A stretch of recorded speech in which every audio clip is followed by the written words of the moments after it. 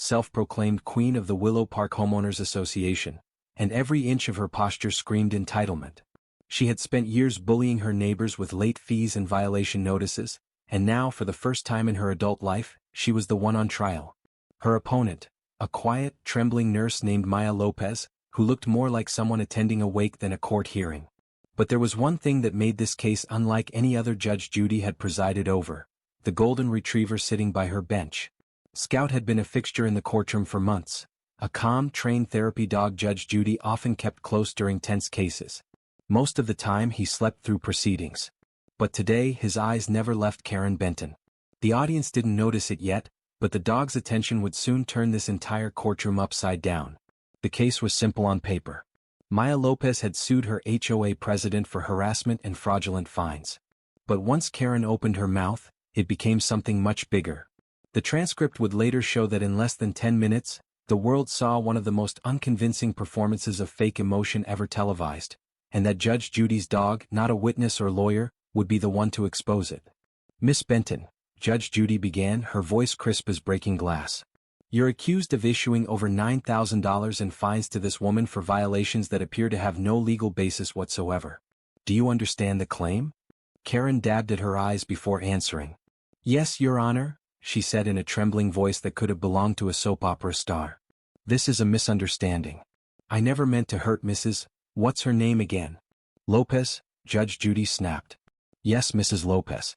I was only doing my duty as president to protect our neighborhood. She broke several rules. I was enforcing them, that's all." Across the aisle, Maya gripped the edge of her folder. Inside were the letters that had kept her up for months, fines for things so absurd they sounded like satire. A chalk drawing her children had made on the driveway. A wreath deemed too bright. A recycling bin left out for 9 extra minutes. The harassment had been relentless, and the fines had escalated until Maya feared losing her home. Judge Judy leaned forward. 9 extra minutes, Miss Benton? You fined her $300 for a recycling bin?" Karen's lower lip quivered theatrically. "It's not about the bin, Your Honor. It's about standards. We have rules for a reason." Scout tilted his head. Judge Judy noticed. "Rules for a reason," Judy repeated slowly, tapping her pen. "And yet, you issued over 27 violation letters to this woman alone in 18 months. That sound like reason to you?" Karen sniffled and reached for a fresh tissue. The sound of the crinkle was louder than her supposed sob. "I just wanted her to follow the rules. That's all I ever wanted. This whole thing," she paused dramatically, "is destroying my life." The audience shifted uncomfortably. Her performance had that familiar ring of falseness, the kind people put on when they know they're being watched. Maya looked down, not out of pity but disbelief. Judge Judy's eyes narrowed. "Destroying your life? You collected fines from this woman totaling $9,450. You threatened to place a lien on her home. And now you want to tell me you're the victim?" Karen's tears seemed to come faster. Too fast. Her makeup was untouched, her voice not breaking, but her hands trembled just enough for the cameras to catch it. It was an act honed by years of getting her way through guilt. The same tactic she used in every HOA meeting when challenged. "Mrs. Lopez," Judge Judy turned to Maya, "tell me in your own words what happened." Maya took a deep breath. "It started when my kids drew with chalk on our driveway. She fined us $500 for defacing community property.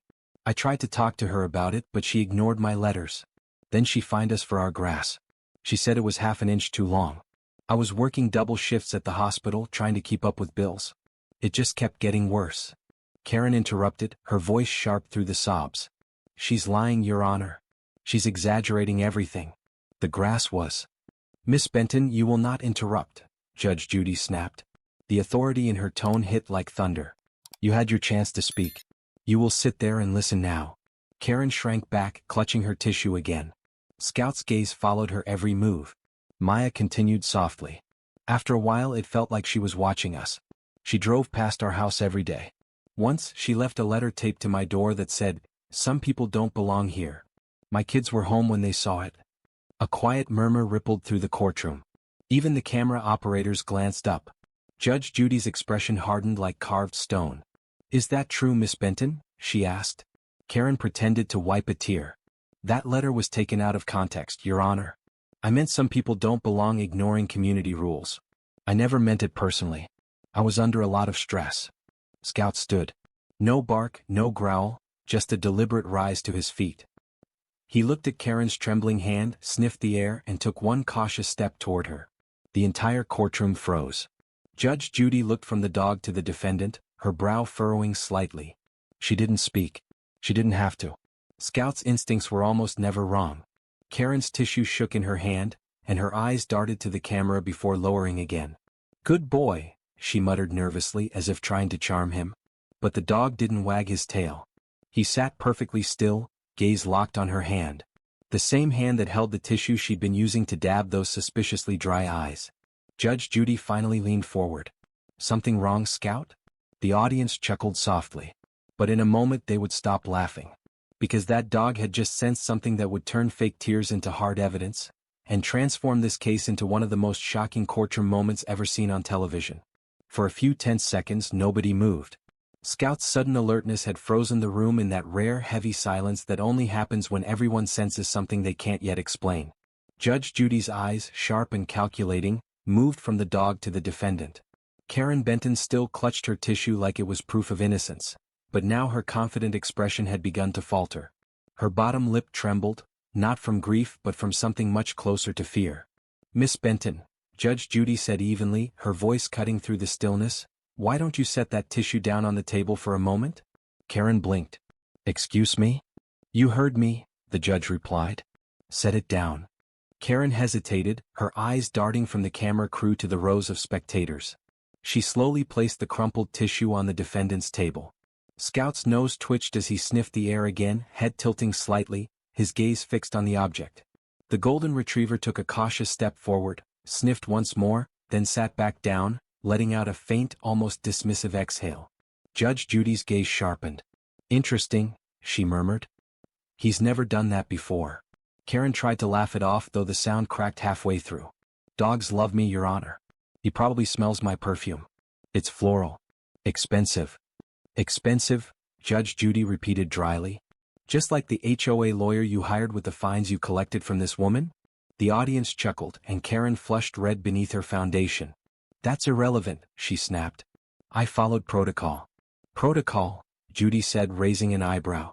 "We'll see about that." The judge opened a folder on her desk and flipped to the first page. "You claim Mrs. Lopez violated 27 community standards over 18 months. I have the list right here. Let's read a few, shall we?" She scanned the page. Number 7, chalk drawings on the driveway. Number 9, front porch light too bright. Number 15, improper hose storage. Judy's tone was calm but surgical. Every sentence landed with precision, cutting away Karen's defense layer by layer. "Tell me, Miss Benton, what's improper about a garden hose on someone's own property?" Karen's fake tears began to dry. "It's unsightly. We have a certain look to maintain in our neighborhood." "Unsightly," Judge Judy echoed.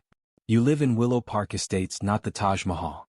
You fined this woman hundreds of dollars because her children played on their own driveway. And you want this court to believe you were simply maintaining community standards." Karen's voice wavered. "It's not like that. She was difficult, Your Honor. She thought the rules didn't apply to her." Maya shifted slightly in her chair. "The rules apply to everyone," she said softly. "But not the way you use them." The courtroom murmured again. Even the bailiff's usual stoicism cracked into a faint smile. Scout, now lying calmly near the bench, rested his head on his paws but kept his eyes open, watching. Judge Judy leaned forward, elbows on the desk. "Miss Benton, I've been doing this for 35 years. I can tell the difference between someone who's truly remorseful and someone who's performing for an audience." "You want to know how I can tell?" Karen swallowed hard. "How?" "Because remorse doesn't need to be performed," the judge replied. "It shows up in actions, not theatrics. And right now all I see are theatrics." Karen blinked rapidly, reaching for another tissue, but stopped herself midway when she saw Scout's head lift again. A hush fell across the courtroom as the dog's nose twitched once more, his attention laser-focused on her purse resting beside the table. Karen shifted uncomfortably. Judge Judy noticed. "Something in your bag bothering him?" Karen's fingers tightened around the strap. "No, Your Honor. Just my things, lip balm, perfume, tissues, you know." "Why don't you open it for the court?" Judy's tone was polite, but it wasn't a suggestion. Karen froze. Her eyes darted toward the cameras again. "Is that really necessary?" "I wouldn't ask if it weren't," the judge said firmly. Open the bag. Karen's hands trembled as she unzipped the purse. She pulled out a wallet, a phone, a lipstick tube, and, just as Scout sat up straight again, a small white stick with a metallic cap. She quickly tried to shove it back in. Hold it right there, Judge Judy ordered. What's that? Karen's voice stuttered. It's just a menthol stick. For my sinuses. I have allergies. The audience erupted into a wave of whispers. Judge Judy held out her hand. Pass it to the bailiff. The bailiff brought it forward, setting it gently on the judge's desk. She examined it closely, unscrewing the cap. A sharp scent of eucalyptus and camphor filled the room. The judge looked up slowly. Miss Benton, this isn't for allergies. It's a tear stick. Actors use it to simulate crying. Karen's mouth opened, but no sound came out. The cameras zoomed in on her face as every ounce of fake composure she had carefully built began to collapse. Do you have any explanation, Judge Judy asked, her tone now deadly calm, for why you brought a theatrical tear stick into my courtroom? Karen shook her head violently. No, that's not what it is, Your Honor, I swear. My eyes were dry and I thought. You thought you could fool me? Judy's voice thundered. Or fool this court. Or maybe you thought you could fool my dog. Because, Miss Benton, let me assure you, Scout's nose doesn't lie. The audience gasped, a ripple of disbelief and satisfaction spreading through the rows. Maya sat frozen, one hand over her mouth, watching the woman who had terrorized her unravel on national television. Judge Judy leaned back, eyes never leaving the defendant. Let the record show that the defendant's supposed tears were chemically induced. This court will treat all of her emotional testimony as a performance, because that's exactly what it was. Karen slumped in her seat, the tissue still in her hand, her mascara now streaking for real. For the first time, there was no act left to hide behind. Only fear, shame, and the faint scent of menthol still hanging in the air. The silence that followed Judge Judy's statement was so complete it felt like the entire courtroom was holding its breath. Karen Benton stared at the tear stick sitting on the judge's desk like it was a loaded weapon pointed directly at her reputation. Her mind raced for an explanation, a lie that might still save her from total humiliation. But there was no escape now. The mask had slipped, and every pair of eyes in that room saw her for what she truly was. Judge Judy's pen tapped once on the desk. You've spent years using rules as a weapon, Miss Benton. Harassing families.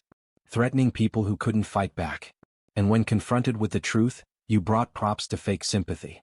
That's not enforcement, that's manipulation. Karen opened her mouth, but her voice was a thin, breathless whisper. I didn't mean to deceive anyone. I just wanted people to take me seriously. Take you seriously? Judy's voice hardened. You fined this woman nearly $10,000 for chalk drawings and holiday wreaths. You stalked her home and sent threatening letters to her family. And now you want me to believe you were just enforcing community values? Karen's lips quivered. I was trying to protect the neighborhood. People move into our community because it's clean, respectable. I worked hard to keep it that way. By terrorizing your neighbors? Judy shot back. By driving 17 families out in less than 5 years? That's your idea of respectable? Karen's eyes widened. How do you know about that? Judge Judy opened another folder, the one her research team had prepared. Because I did my homework. You think this show runs without background checks? My producers spoke with former residents of Willow Park. We have emails, letters, even recorded voicemails of you threatening homeowners with liens if they didn't comply with your suggested donations. Sound familiar? The color drained from Karen's face. That was misunderstood. They were voluntary contributions. Voluntary? Judy's tone was icy. When you tell someone their property might be seized if they don't pay, that's not voluntary. That's extortion. The courtroom audience erupted in murmurs again, this time more animated. Even the bailiff had to suppress a smirk. Maya Lopez sat silently, her eyes glistening, not with revenge but relief. For the first time in 2 years she was being heard. Judge Judy continued, her tone razor-sharp. You thought hiding behind paperwork and fake tears would protect you. You thought you could weaponize procedure and empathy in the same breath. But here's something you clearly never learned. Real emotion can't be bought in a pharmacy aisle. Karen's composure was crumbling fast. I just wanted order, she whispered. Nobody respects authority anymore. Authority isn't respect, Miss Benton. Authority is responsibility. And you failed it in every possible way. Judge Judy flipped to a new document and held it up for the cameras. This is the accounting record from your HOA's general fund. Over $8,000 transferred to an entity called Benton Community Consulting. That's your cousin's business, correct? Karen's eyes darted from side to side. It's a legitimate service. He helps manage finances. Except there's no record of any actual service performed, Judy interrupted. You funneled HOA money to family members. That's embezzlement, plain and simple. The audience gasped. Karen's shoulders tensed as the weight of her actions pressed down on her. I didn't steal. I was reimbursing expenses, meetings, office supplies. Judy cut her off with a sharp gesture. Miss Benton, I've seen every excuse in the book. You've been running a private dictatorship under the name of community management. And when the consequences finally arrived, you tried to cry your way out of them. Scout lifted his head again as if punctuating the statement. The audience erupted in light laughter, and Judge Judy allowed herself the faintest smirk. Even he doesn't buy it. Karen's head bowed. I don't know what you want from me, Your Honor. I want honesty, Judy replied. For once in your life. So let's try this again. Why did you really target Mrs. Lopez? Karen hesitated. Her breathing quickened. She questioned me, she finally said. At a board meeting 2 years ago. She accused me of favoritism. I was embarrassed in front of everyone. So this was personal, Judy said, leaning forward. You turned an entire association into your personal revenge tool because someone bruised your ego. Karen said nothing. The silence spoke louder than any confession. Judy's voice softened, but only slightly. You see, that's the difference between people like you and people like Mrs. Lopez. She works long hours helping others. You sit in a comfortable chair policing door wreaths. One of you builds communities, the other tears them down. Karen's lower lip trembled again, but there were no tears left to fake. Just the sting of humiliation. Judge Judy turned to Maya. Mrs. Lopez, what do you want from this court today? Maya hesitated, then said quietly, I just want it to stop. I want her to leave people alone. No one should live in fear of their own neighborhood. Judy nodded. That's reasonable. And it's exactly what's about to happen. She faced the defendant again. Miss Benton, I've seen arrogance before. I've seen entitlement. But rarely do I see someone who abuses power and then pretends to cry about it. You have managed to insult both justice and decency in the same hour. Karen's shoulders shook, her voice now hoarse. Please, Your Honor, this has gone too far. I didn't mean for things to get this bad. I can fix it. Fix it? Judy repeated coldly. You had 8 years to fix it. Instead, you destroyed lives and collected fines like trophies. The only thing you're fixing today is your own mess. For a moment, all was still again. Scout shifted, resting his chin on his paws as if signaling the end of the act. The cameras zoomed in on Karen's face. The same woman who had strutted into this courtroom dripping with confidence now looked like she'd been hollowed out from the inside. Judge Judy's final words in that moment would echo across the internet for months. You can fake tears, Miss Benton, but you can't fake truth. And today, truth just walked all over you on 4 paws. By the time Judge Judy's final words echoed through the room, Karen Benton's entire world had started to collapse in real time. The cameras caught everything, the trembling hands, the shallow breaths, the desperate glance toward the door as if she could somehow escape the lens of accountability. But there was no escape. The story was already bigger than her. The scent of menthol still lingered faintly in the air like the ghost of her performance, and the internet would soon make sure everyone in America knew about it. Judge Judy took a long pause, flipping her notes back to the first page. She wasn't finished. Now that we've established that your tears were fake, she began, let's discuss the very real consequences of your actions. She turned to the bailiff. Mr. Byrd, please confirm the financial totals from the HOA documents. The bailiff nodded. Yes, Your Honor. The defendant imposed $9,450 in fines against Mrs. Lopez, plus an additional $3,200 in special compliance fees that appear to have gone to a company under her cousin's name. Judge Judy's gaze cut back to Karen like a blade. And do you have receipts for where that money went, Miss Benton? Karen's face paled. Some of it was used for community maintenance, landscaping, security, that kind of thing. Then you won't mind showing proof, Judy said calmly. Invoices, receipts, payments, anything. Karen opened her mouth, then closed it again. No words came. The silence stretched for so long that you could hear the faint shuffle of papers in the back row. Judge Judy leaned forward. That's what I thought. Because it doesn't exist. You weren't maintaining the neighborhood. You were maintaining control. She paused deliberately, letting each word strike the air. You ran that HOA like your personal fiefdom, and when someone questioned your authority, You punished them until they broke. Karen looked down, her voice barely audible. I thought I was doing the right thing. The right thing, Judy repeated. You thought the right thing was to humiliate a nurse who works 12-hour shifts caring for sick people, all because she asked a question about fairness. You thought the right thing was to fine families out of their homes. And when you finally stood here in front of a real court, you couldn't even own it. You brought props. The audience murmured, a mix of disbelief and satisfaction. Some were shaking their heads.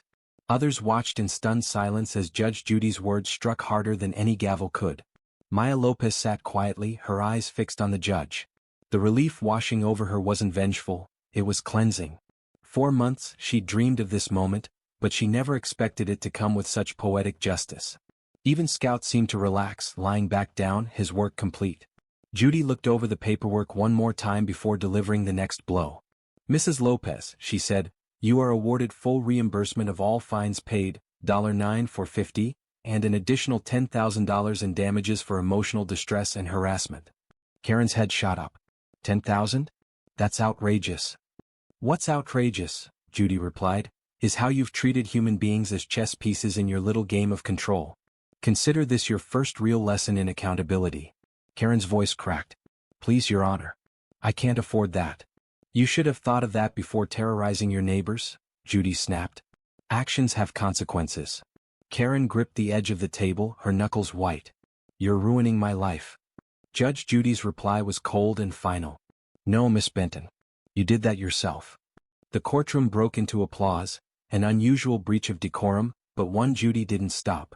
Even the bailiff smiled as Scout lifted his head, wagging his tail slightly, as if signaling that justice had finally been done. Maya covered her mouth with her hand, overwhelmed, tears of relief slipping quietly down her face. For once these were real. Judge Judy waited for the applause to subside.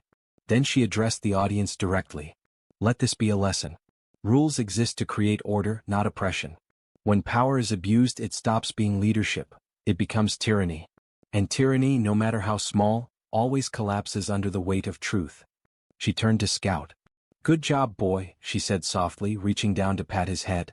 The dog leaned in affectionately, calm and content.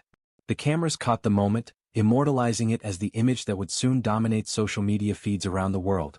Judge Judy's hand on Scout's head, Karen Benton frozen in shame just a few feet away. As the gavel struck, the sound seemed to reverberate through the entire set. Case closed, Judy said. And for the record, Miss Benton, if you ever find yourself tempted to perform again, I suggest you take it to a theater, not a courtroom. The audience laughed, the tension finally breaking. Karen didn't. She sat still, blinking rapidly, the tears finally real this time. But the sympathy she once demanded was gone. When she stood to leave, her posture had lost every ounce of the superiority she'd walked in with. Her designer jacket looked suddenly too heavy. Her makeup, streaked with black lines, told the story of a woman undone by her own arrogance. Outside the courtroom doors, the cameras waited. Reporters swarmed, shouting questions about the tear stick, about the dog, about how it felt to be publicly exposed. Karen kept her head down, pushing through the crowd. But no matter where she went, that footage would follow. Millions of people were already watching, sharing and laughing, not because she cried but because of why she did. By the next morning, every major platform had picked up the clip. #ScoutKnows began trending across social media. Memes flooded in, screenshots of Scout staring at Karen's hand captioned with lines like, lie detector, 100% accuracy, and menthol tears detected. Late-night hosts replayed the footage with commentary, and talk shows discussed how one golden retriever had done what most lawyers couldn't, sniff out dishonesty on live television.